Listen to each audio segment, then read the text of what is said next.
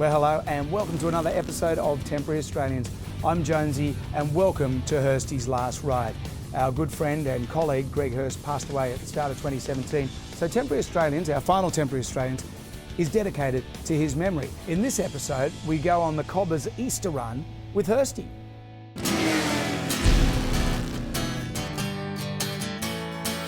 Tell us about the club. It was founded in '96 by a fella called Glove. It's all about European, Japanese cruisers. It's a social club, males and females, enthusiastic riders just getting together and getting out and about, riding, enjoying each other's company and just having a good time. How'd you come up with the name? Everyone's good Kobbers, being an Australian slang word, and they just sort of threw the K onto it. Now, you're not just Sydney based. No, we have a division in Sydney. We have a division in around Cox Harbour and the mid to north coast, and we also have a division in Brisbane. So do you get together? We get together at our AGM each year, which is conducted in Sawtell, and wherever possible we try to have the odd weekend get together. Are you finding that Japanese social clubs are becoming popular around the country? I enjoy riding Japanese cruisers, and obviously everyone else in the club is either Japanese or European cruisers, so it works for us. Now tell us about the charity ride. Well, there's the charity ride. It's been run by our club since 2002, open to all bikes.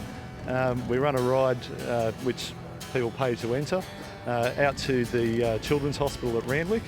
And when we get to Randwick, we actually have packs of Easter eggs that are made up, which we hand out to the kids that have the misfortune of having to spend Easter in hospital.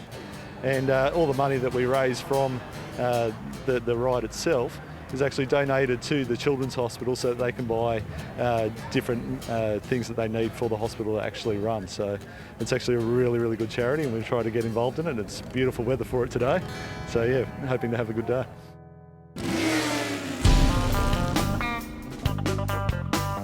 Now, you might have guessed from Temporary Australians going out back in the USA that we're trying to get away from Australia. Well, we've actually found a couple of Kiwis riding bikes registered in Queensland. So what are you guys doing over here?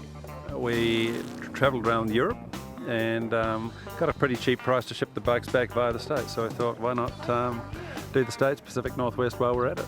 We've been up to BC and Montana and down to California, and now we're here and we've discovered these great roads and the weather's beautiful and this is the place to be. John Day and Prairie, it's great. We're very happy to hear the accent.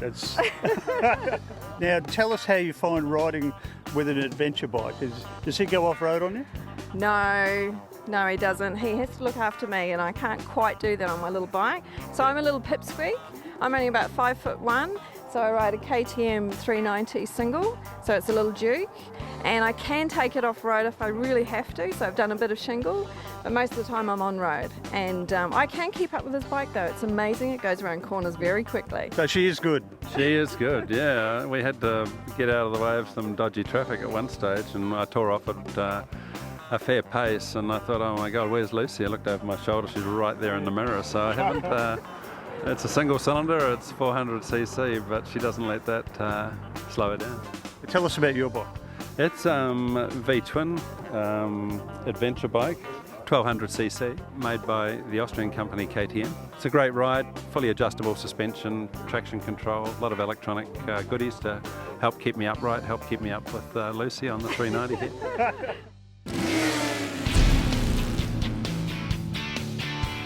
V-Rod Destroyer, unusually named, but it lives up to its name on the dirt track at Bindoon. Is this the first time this bike's been out? This is the first time that we believe that a Destroyer's ever had a run in a proper race in a dirt drags meeting in Australia. What gave you and Wayne the idea of doing this? Well, Wayne's been doing it for about 20 years and he works at Perth Harley Davidson, one of our head mechanics. And he's doing it on a quacker, so we thought we can't let him keep riding a Jap bike under our flag. They're factory built by Harley Davidson as a road racing, drag racing bike. So we decided to turn one into a dirt racer, and this is the only one that we know of in the world that's actually been put on the dirt. How fast can you get up to? Well, I'm expecting to do at least 110, 115 mile an hour on the dirt. So, you know, I believe by the end of the day I will get it there. How did you go in last race? Did you win that? No, I didn't, but I was running him down. The deal is I had to try a few different things, so I thought I'd try second gear, but the gearing's too tall in it to pull second, so now I've got to go back and use first. So it's a learning curve. So what happens? You've got a few more races before a final?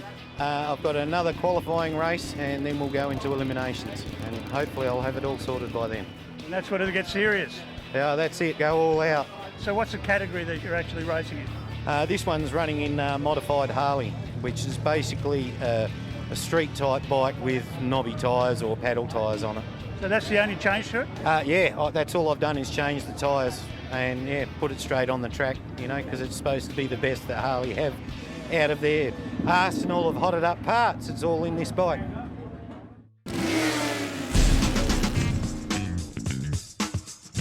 Our next stop is up above La Grande in Oregon.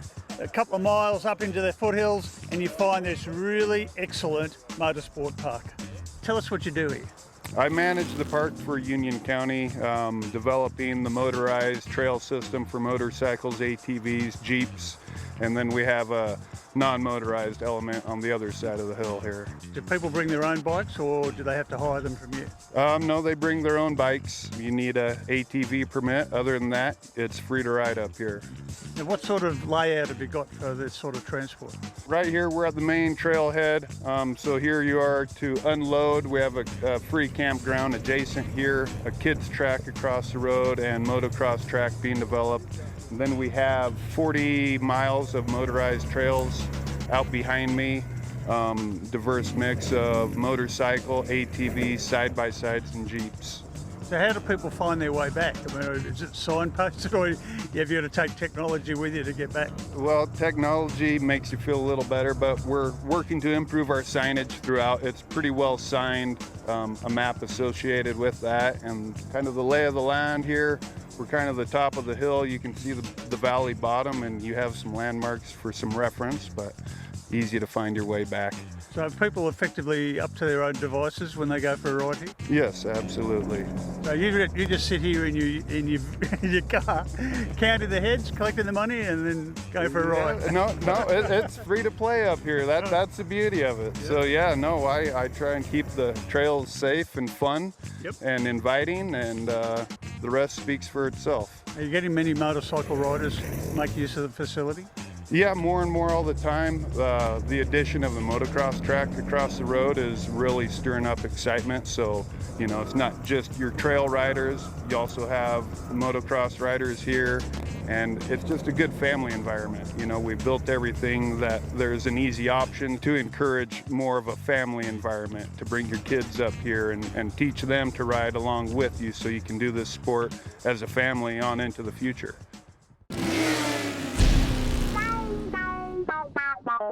We're talking to Jane and Katrina here at the bike show at the Brass Monkey. Katrina, are you finding it a bit cold? I think she is. Jane, you bring her with you everywhere? Everywhere I go she goes. If she can't go, I don't go. She goes on holidays with us, she goes on all the fundraisers with us. I'd say we've done about 30,000 Ks together on the bike. She's been riding for 7 years. And she won't, every time she sees us get the bikes out, the helmets or the leathers, she knows. She's at the door waiting. You put your trike this year in the Bikers Australia bike show at the Brass Monkey. Yes. Tell us about your bike. I've had it for nearly 12 months. Love it dearly, love the ride, perfect and that. I just didn't want to give up riding. I've got a crook arm, left arm, and it's locked and frozen at a certain length. And I just couldn't handle it in my bikes anymore, so I went to the Trike and haven't looked back. Now tell us about it. She's a 1500 Honda Valkyrie. She gets along the road pretty good. 6-cylinder, and I'm getting a trailer made at the moment for it, so I can keep camping and keep rolling along. I'm a great grandmother and I don't want to stop yet. I love the wheels, love the ride. I always say trike very often is an us decision, where unfortunately a motorcycle for most blokes is a me decision. It's our time. We do things together. Like, we all work, we all go our separate ways. Well, the little time we have, why would you want to spend it together and enjoy something like that in a lifestyle? It's something that we choose to do together, and you'll find that with a lot of the trike people, it's more a thing for us, the couples. Now, Joe, you gave Mick permission to get this trike? I did give him permission, but I got to choose the colour. Is it a good thing for your relationship, do you think? Definitely. It's definitely brought us closer together, and we've definitely enjoyed the time on it. When I come home, all she wants to do is, come on, let's get on the trike, let's go somewhere, let's have lunch, go away, go and stay with friends, overnight trips. Last year we went to the Trike Fest in Victor Harbour and had an absolute ball. Stuart, how long have you been riding in trikes? About 12 years now, so a fair while. Is that something you've involved your family in since you started? Basically, as soon as they're old enough to get onto the trikes, they've been riding around with me, so they love it. Do you think that's a good thing for families to do, trike ride? Oh yeah. It brings everyone together. You can go places you wouldn't normally go, get out. Back roads, windy roads are the best ones. My partner wouldn't get on a bike, so, throw on a trike and she's happy as Larry up there on the back and just sits back, relax, has a snooze, whatever. It's good. So do you think it adds to this lifestyle choice? Do you think it adds to your relationship? I think so, yes. You can get out as a couple, Obviously the kids can't come, but, there's only so many seats. So you're set free from the kids, is that what you're admitting? Yeah, most definitely. It's great. Now, you didn't get him on the back today? No, I was on the back of the trike today. That's okay, I'm quite happy to just take it easy. Did you get nervous having your missus on the back? Like, she poke you and prod you if you do the wrong thing? Yeah. So tell me truly, who's the faster rider? Oh, I think he is. My trike doesn't go that fast. I'm really safe like most girls. True? Yeah. Because I follow most of the time.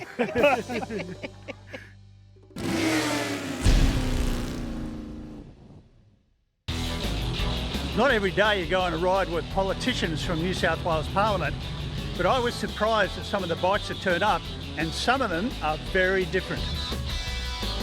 Tex, tell us about your bike. Yeah, it's a 2012 Motor Guzzi, Stelvio, 1200cc. Sponsored to me by Motor Guzzi in Australia. Awesome bike, it's done 130,000 Ks now, hasn't missed a beat, and we're on the road. We've had it for 2 years now. I can't complain. It's a really nice thing to ride. Now, you take it to all sorts of charity events? Yeah, it's travelled all over Australia to various events, charity stuff. We've even had it up in the lift up into the hospitals at St George for the kids, and pushed it around the kids' wards with the dog on there, so no, it's all been good. Does Bundy go with you on all those trips? Bundy's with me 24/7. She's actually my assistance dog. I've got PTSD, so not only do we do various charity stuff, but we do a lot for PTSD awareness as well. What's been the reaction of the politicians to Bundy being on your bike? Well, they want to get on the back. They want to come for a ride. They love her, and once they see how gentle she is and they know of the work she does, they all want to know her. Now, have you had any problems with safety problems or concerns with Bundy on your tank? Not at all. She's 850,000 kilometres old now, a 9-year-old. Hopefully we'll get her to 1 million kilometres, but nil incidents at this point. What motorcycle ride is complete without a cafe racer? Brian, tell us about yours. This is, I guess, my fun bike. It started life as a Yamaha SR400, and they take off what you don't want and put on what you do want. So it's nothing on it that is not essential. So it doesn't even have an electric start on it. This one doesn't even have a battery on it. It's got a battery eliminator. And as I say, they've just taken it all off. It's something, I guess, a little bit harsh in the ride. It's not that quick, even for a 400. It's geared down, so it's fairly quick off the line. So I have a lot of fun at the lights when guys come up beside you, and I'm just carefully watching the lights and then take away quickly. But I probably only get about 20 metres, and then they're all over the top of me because, as I say, it's not that fast. So. Trevor, tell us about your two BMWs. They're both BMWs of the year of 1939, this one here. It's called an R12. I like these motorcycles to be able to be used, so it's been built to be used rather than as a museum piece. So bearings, engine, shaft, the whole lot's been replaced. The design is very much Art Deco, so pre-war. which reflects in the mudguards and the shape of it. Second bike? Second bike's a 1954 250cc, only about 8 or 10 horsepower. It's good to see them make the politicians ride today. How did they handle the traffic and then the freeway? I think it was an eye-opener for them. It was rather congested getting onto the bridge, but I think it's wonderful that the politicians are actually interested in motorcycling, and I think the council has done an excellent job of late to do so.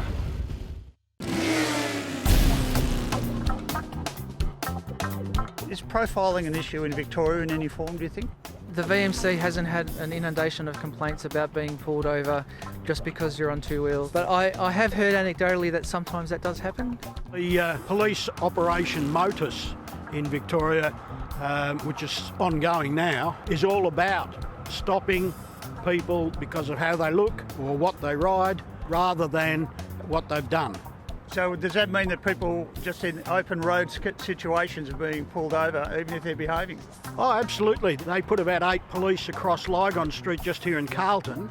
Anything with 2 wheels and a motor was pulled up, full roadworthy check, licence check, and then the police have a scripted lecture that they give educating the riders that they should be wearing these gloves or those boots, and the police are actively lobbying for 5 pieces of mandatory clothing.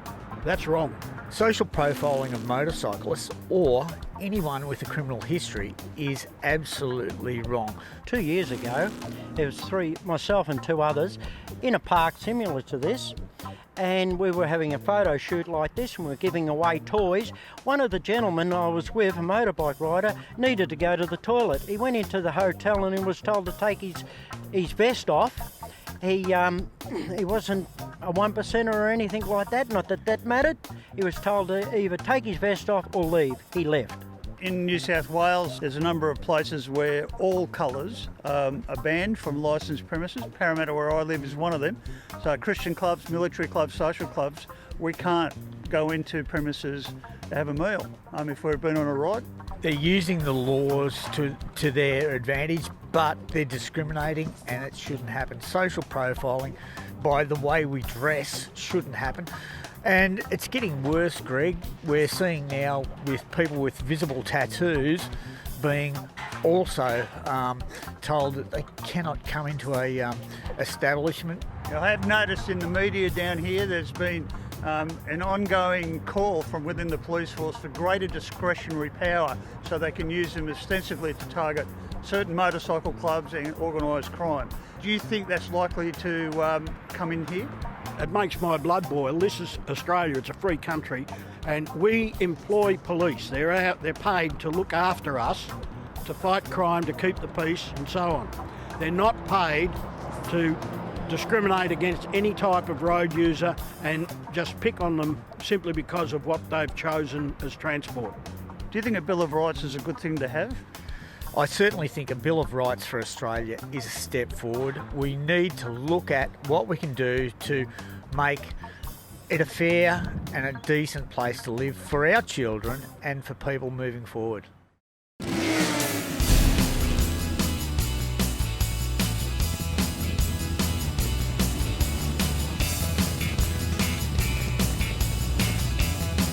We're here at the Sydney Children's Hospital doing what bikers do best, caring for kids. And the Kobbers Cruiser Club's here for 15 years delivering Easter eggs to sick children. A very good turnout today for this ride. Very good to see that these people want to support something like this. It's a very worthy cause. How long's your club been doing this? The club started doing this in 2002, so we've been doing it for 15 years. Okay, so anybody who'd like to come and walk through the hospital, come and see me over here. We're trying to organise it now.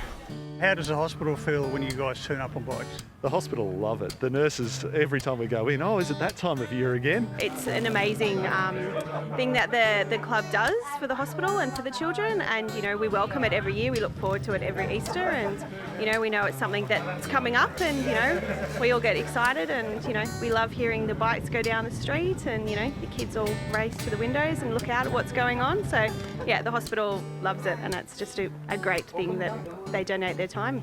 and it puts smiles on the kids' faces. It's just something different to break up the monotony of sitting in hospital, which must be terrible for a young kid around Easter. I was amazed how many young people's faces lit up when they got chocolates. Yes, because, you know, they're not having a very good time, they're unwell, they're injured, and, you know, it's just a nice distraction for them and puts a smile on our faces as well. Anyone that brings chocolates makes everyone happy. Is it a surprise to see bikers in your children's hospital? Oh yes, definitely it is. Yeah, but it's a good entertainment, I would say. I'm riding myself, so I'm always happy to see bikers. And yeah, no, in times of distress like this, it's a good night's relief to see people, as my wife said, smiling and bringing some gifts. It's good to get free chocolate, but if you eat too much, you'll be sick. So are you glad to see people in bike gear coming around giving Easter eggs out? Yes, I think it's a very nice thing for kids, and I think it's really good. Every year we raise quite a bit of money for the hospital, but the most important thing is these guys walking through here and giving these kids an Easter egg and putting a smile on their face. What did you think of the Kobbers ride today? It's absolutely brilliant. It's beautiful. I've been in the hospital myself. If you just give a box of chocolates to somebody who's not expecting it at all, it's the biggest thing you could do for a kid. Like, I think just that bright spot is going to be a memory for them for a long time. The smiles on the kids' faces is amazing. That's amazing, just to see these kids smiling and happy, because let's face it, the sick kid's not anything we want to have. I've been doing this now, this is my 5th year organising it. The money is a side bit for me. The most important thing is being here today and walking through the hospital with Easter eggs to hand out to the kids. I got my kids to come with me and do that because we've been on the other side as well, and like it makes a big difference. I would say it's a great initiative that the Kobbers are doing. The important question is, when are you going on one of their bikes? Oh, I would love to go today. You hear that, guys? She wants to go for a ride. I'll go for a ride today. He's such a good bloke, old Hirsty. And if you want to catch up with any episodes of Temporary Australians that you might have missed, temporaryaustralians.com.au. Until next week, shiny side up.